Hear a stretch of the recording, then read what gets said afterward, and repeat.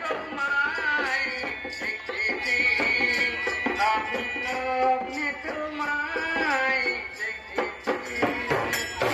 সোনালি, তুমি এখানে একা একা দাঁড়িয়ে বক বক করো, আমি এই চললাম। যেতে নাহি দেব। যেতে দাও, কেউ দেখে ফেলবে। দেখুক না, তাতে লজ্জার কি আছে? আজ যে আমাদের ফুল সজ্জা।